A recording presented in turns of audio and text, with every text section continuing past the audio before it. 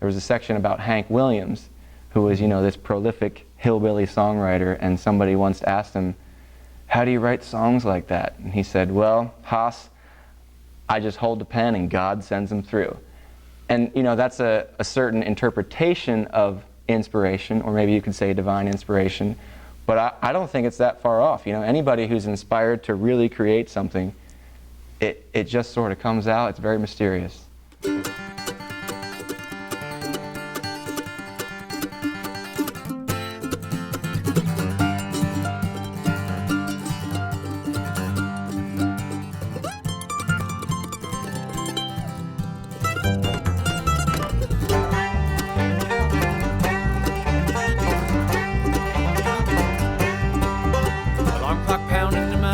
Get out of bed and feel the pain. Seems just like a constant uphill climb. Get up, get down, get out the door. A constant fight, a daily chore. Behind the wheel it feels just like a crime. In line, on time.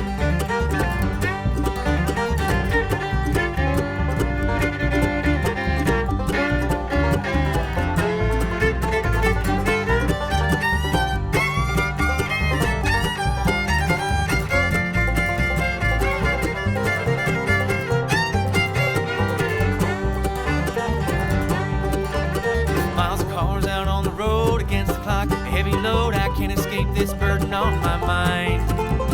Back and forth to get ahead, a faster pace will kill you dead. Cycle of another daily grind. In line, on time.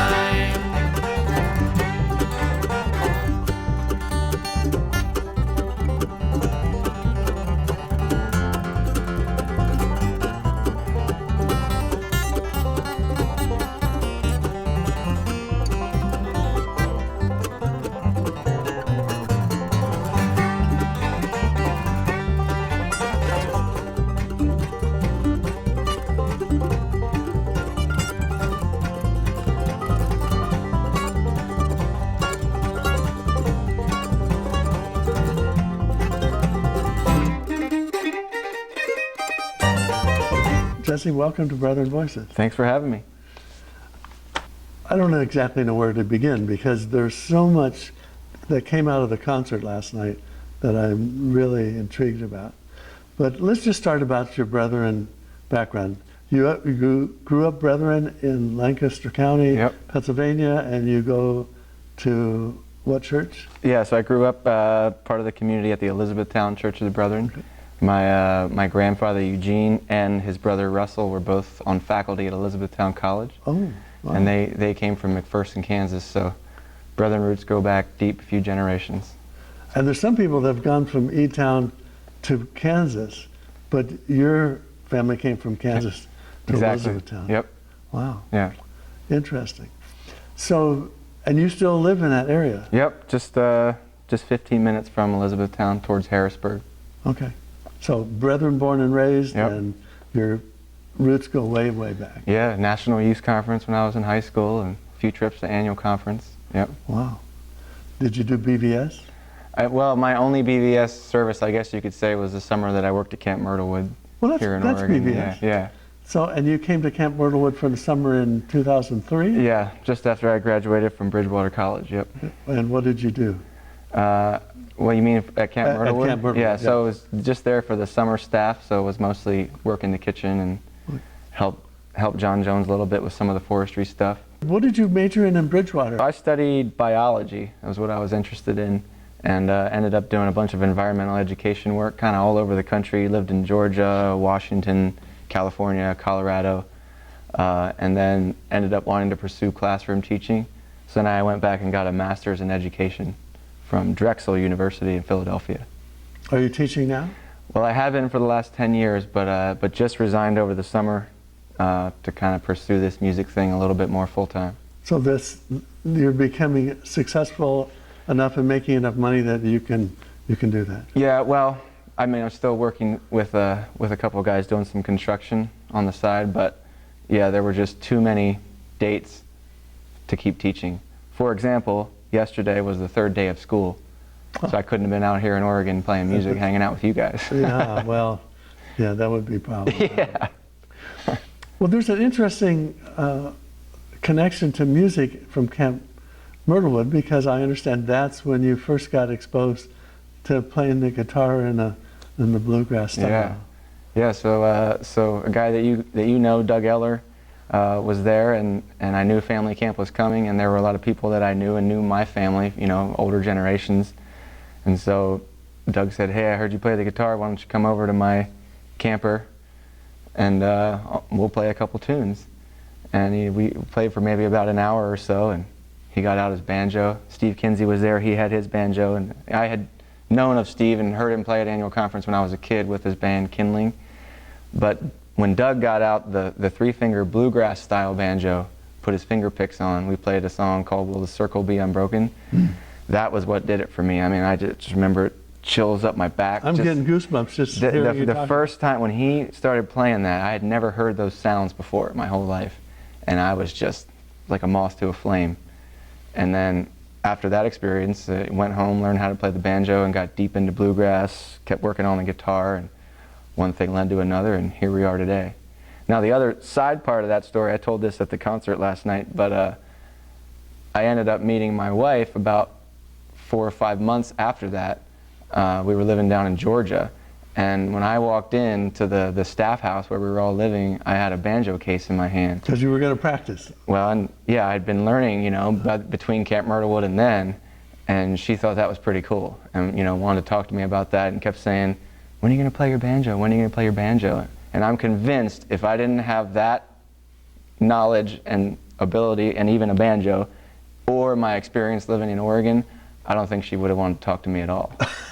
And here we are. We've been married for 10 years, and you know, she's my best friend. So I know that moment with Doug was pretty insignificant for him. You know, it was just an afternoon at camp. But for me, at age 23, I mean, it was set my life on a completely different path. What's her name? Her name's Stephanie. Stephanie. Yeah, she grew up in Oakland, California. Wow, East and West Coast. Yeah. Any children? Nope. Not yet? Mm-mm. All right. So Stephanie, is she working? Yeah. She works at a nonprofit in Pennsylvania. She's the executive director. It's kind of a whole person health organization, kind of people restoration for mind, body, and spirit healing. So for a little while, she's going to be the breadwinner, kind of, maybe. Yeah, well, we'll see. I'm still working pretty hard with this construction crew too. So, but that's the end goal. Also, that's seasonal, though. You know? Yeah, well, they're pretty busy for the winter too. Are they? Yeah, Okay. inside, yeah. Well, that's good. Yeah, so I've been pretty fortunate with being able to do that and take as much time off as I want. So. Great. Yeah. Well, let's talk about the music. How did you? Because you mostly now play the guitar. Mm-hmm. So how did you, or when did you decide you'd like to be in a band and put the band together? Well, you know, it was interesting. Right when I got back from Oregon, you know, all I could talk about was bluegrass. I was buying CDs and listening, and one of my high school friends was kind of getting into it too. You know, we had separate paths, and he said, "How fun would it be to be in a bluegrass band?" And I said, "Yeah, that would be really cool." And so then another year or two went by, and ended up meeting, reconnecting with Wade, our mandolin player, who I had gone to middle school and high school with, but hadn't really spoken to him since then. And somebody said that we both went to high school with said, "Hey, you're living back here in Pennsylvania, so was Wade. He's really into bluegrass, so are you. You guys should get together." So I called him, and he came over, and we started playing some of these old songs, some of the songs Doug showed me, and hung out for a few years just playing, picking tunes. And then we went to see a concert together, a band from North Carolina called the Steep Canyon Rangers. And we got back from that show, and he looked me in the eye and said, "We need to get a band together." He said, "I know a couple guys." And we had our first rehearsal. We played maybe 2 or 3 songs together, and that was 10 years ago. Wow.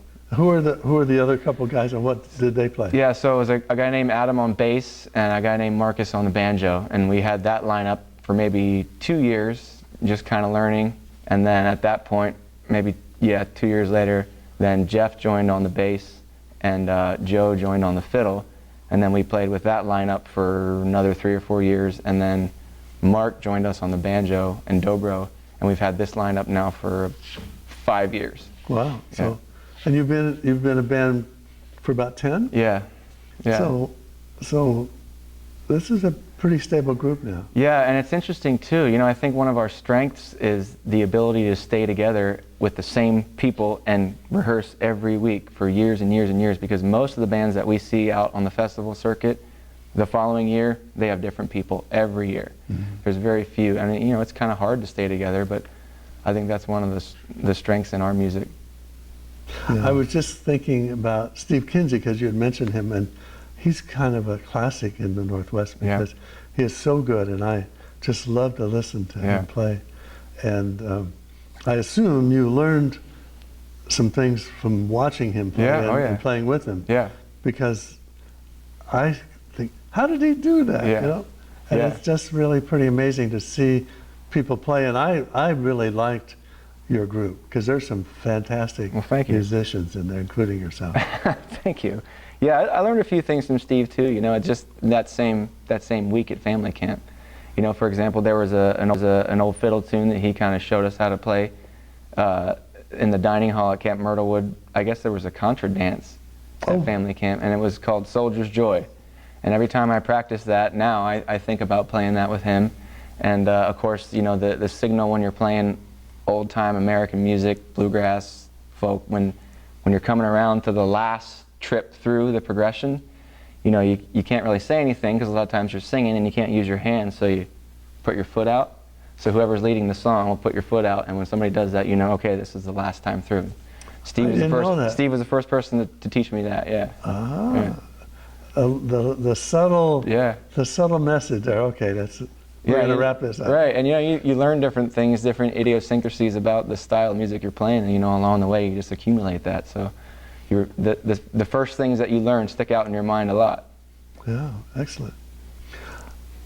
You've written most of the songs, and I'm just really curious, and it's probably something you're asked a lot, but which comes first, the song or the lyrics, or the tune or the lyrics? Yeah, it kind of all depends. Sometimes it's lyrics. I think maybe, for me, maybe 75% of the time it's lyrics. It's a phrase. And it takes some self-discipline when those phrases pop into your head to write them down. Because it's really easy to be falling asleep on the couch or out working in the yard. Oh, that's a really good line. I should go write that down. Well, I'll remember it in an hour. Nope. So if you're willing to take the time to actually write it down, that's a lot of times that's where my songs come from, and then the music follows. Now, sometimes it's the opposite, but I would say usually it's lyrics. And it's kind of funny you mentioned that, because we've been in conjunction with our local public radio station to cover this new Ken Burns documentary that's about to come out next month on country music. Oh, really? And they've invited us to be a big part of it, and we're going to do a big concert when they kind of unveil it to the public. But we got a little sneak peek of the documentary, and it's fantastic. But there was a section about Hank Williams, who was, you know, this prolific hillbilly songwriter, and somebody once asked him, how do you write songs like that? And he said, well, Haas, I just hold the pen and God sends them through. And, you know, that's a certain interpretation of inspiration, or maybe you could say divine inspiration, but I don't think it's that far off. You know, anybody who's inspired to really create something, it just sort of comes out. It's very mysterious. It's not like I think about it for a long time. It just that creative process is intriguing, and I'm very curious about it too, because there are people like Beethoven, Handel, who heard the music and then wrote it down. Yeah. And I think at one point Handel was even, if I've got the right composer, he was deaf, but he could still hear the music and he could still write. Yeah. Now, and so it's almost all inspiration. And I think the fascinating thing about your lyrics, and most lyrics, is they're so poetic. So it's actually poetry put to music, is what most songs turn out to be. You know, from Bob Dylan to Paul Simon. Right. And some of the Billy greatest, Joel, all of them. Some of the greatest poets absolutely are musicians. Yeah. And we don't always think that way, because we're kind of listening to the music. Right.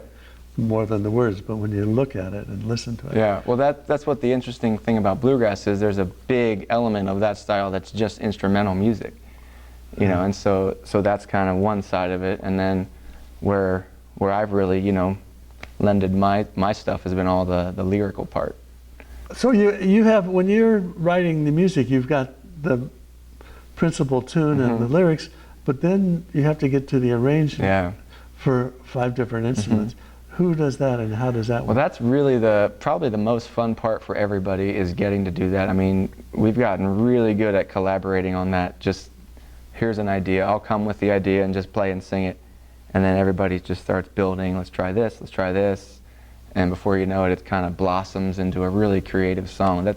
It's really fun playing with such good musicians that we can get more of a complexity, because a lot of traditional bluegrass, you know, can be very basic, somewhat monotonous, sounding the same.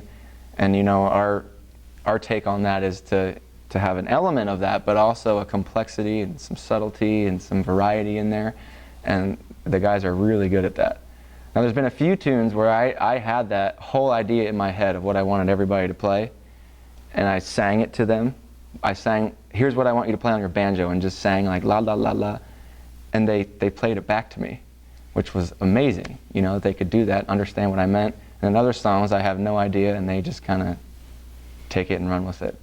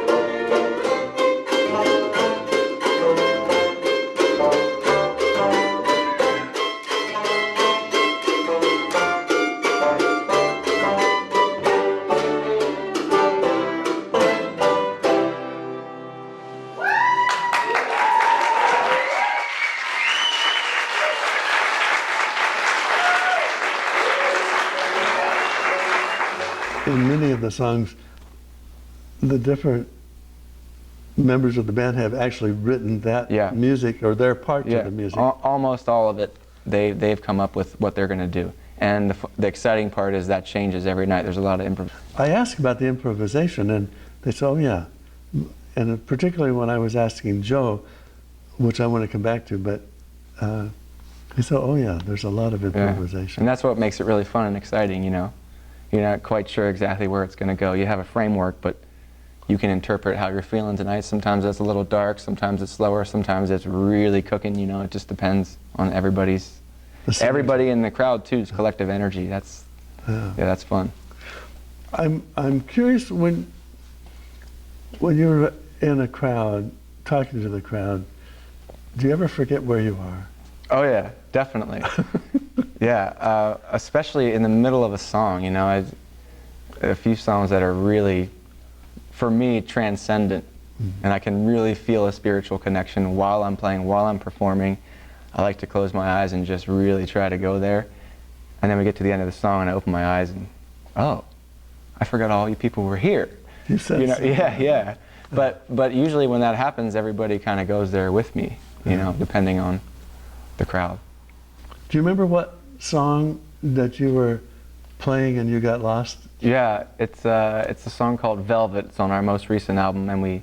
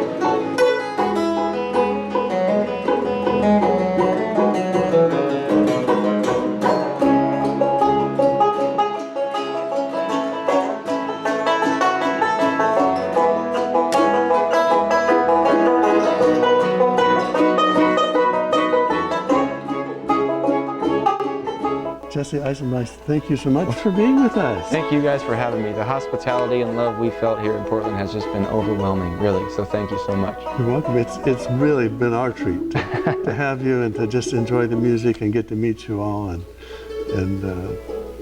to have you be here with us is really nice. So, for Brethren Voices, this is Brent Carlson. And Jesse Eisenbise, wishing you peace. I hear people say we're better off alone, but their hearts are made of stone. They can't see true love is blind. They don't know what's there to find. Can't you see we're better off today, and we've grown from our young days. Freedom comes home to stay, and I love you more along the way.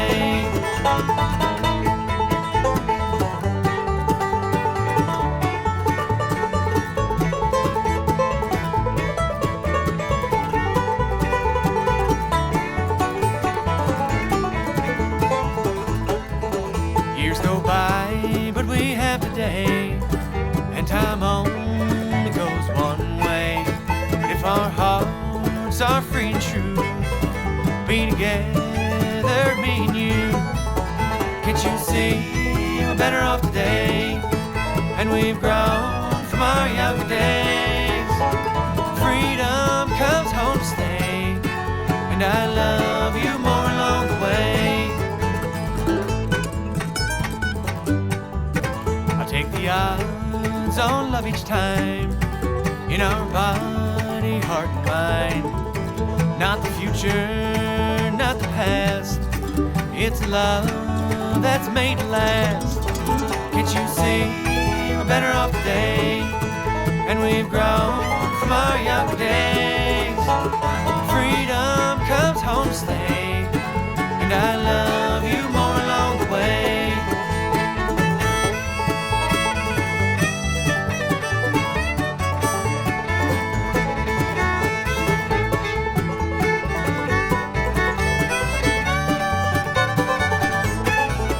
Can't you see we're better off today, and we've grown